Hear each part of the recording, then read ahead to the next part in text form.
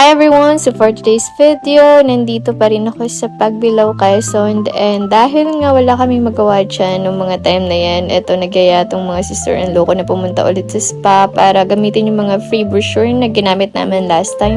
So bali nag-commute lang kami ng time na yan, and then 3 sakay nga pala bago kami makarating ng Lucena Bayan. So naglalakad kami dyan palabas ng subdivision para sumakay ng tricycle papunta dun sa labas ng highway. So medyo mahaba-haba nga pala yung vlog ko for today's video kasi nga napakaraming ganap ng mga time na yan, and then birthday nga pala ni Kulot.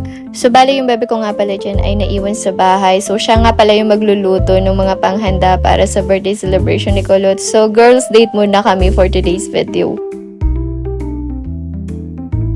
So, ayun na nga, after how many minutes of walking, finally nandito na rin kami sa labas ng subdivision. So, ayun, sasakay lang kami dyan, sobrang saglit lang, and then after that, nandun na agad kami sa highway para sumakay ulit ng jeep papunta ng bayan. Medyo familiar ko na nga yung place dito, papunta ng Lucena Bayan, kasi nga ilang beses na kaming pabalik-balik, and then kapag gumagala kami, alos dun lang naman yung punta namin. Siguro mga 30 to 40 minutes lang yung biyahe papunta dito sa pinakabayan. So, nandito na nga kami, nakasakay na kami dyan ng 2 jeep, and then hinahanap namin yung pinaka-exact place ng spa.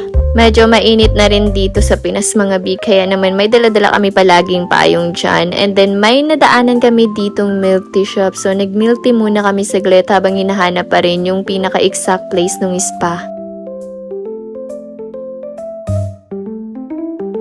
Actually, kanina pa talaga namin hinahanap yung spa na yun, pero sobrang naguguluhan kami sa Google Map, kaya ayun, naisip na lang namin muna mag-milk tea dito at tumambay ng ilang minutes kasi nga medyo napagod na rin yung mga person. And fairness naman dito sa milk tea na in-order namin, masarap din siya at saktong-sakto sa weather kasi summer is real na dito sa Pinas. At habang iniinom ko nga tong milk tea, biglang naisip ko na feeling ko maganda din magkaroon ng ganitong small milk tea shop kasi sobrang init nga dito sa Pinas. So, I think mabenta siya for this summer. Especially kung may magandang pwesto ka dito sa bayan. Pero naisip ko lang naman yun mga B, parang imagination ko lang, pero wala pa naman with action. And finally, after ng mahababang pag-iikot namin para hanapin lang tong Wahama Spa at naligaw pa kami dyan, nakarating din kami sa wakas. Buti na nga lang may aircon dito sa loob ng spa, so hindi na kami nahirapan pa para maghanap dyan ng pamaypay.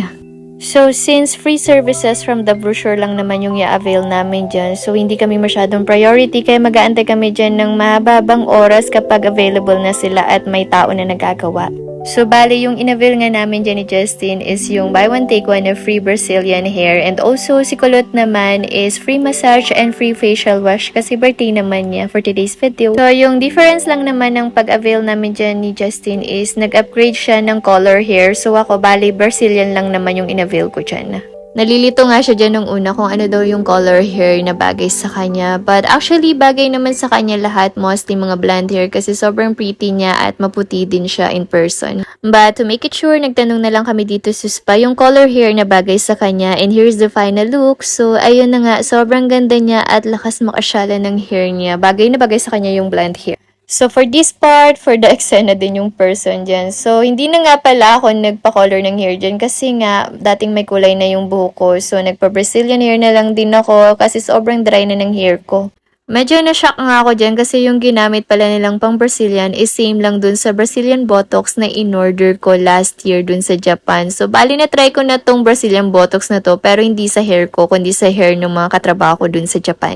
So, I really love the effect of this Brazilian Botox kasi after this Brazilian treatment, grabe lumambot yung hair ko and nawala yung mga dry hair, and also hindi ko na kailangan mag-plancha ng hair everyday just to relax or just to straightening my hair. So, ayun na nga, natapos na nga kami dyan sa hair treatment. So, hindi pa tapos yun si Kulot. So, habang nag-aantay kami, nagpalinis na din kami ng kuko na dyan since medyo mura lang naman, siguro mga 120 pesos. So, sobrang saglit nga lang pala nung linis ng kuko namin dyan. And after that, naisip na namin umuwi kasi ang dami nang nag-aantay ng mga bisita para sa birthday ni Kulot. At dahil inabot na nga kami dyan ng anong oras na, naisipan namin mag-service na lang ng tricycle. Pero ang ending, nag-commute pa rin kami kasi sobrang mahal ng pamasahe.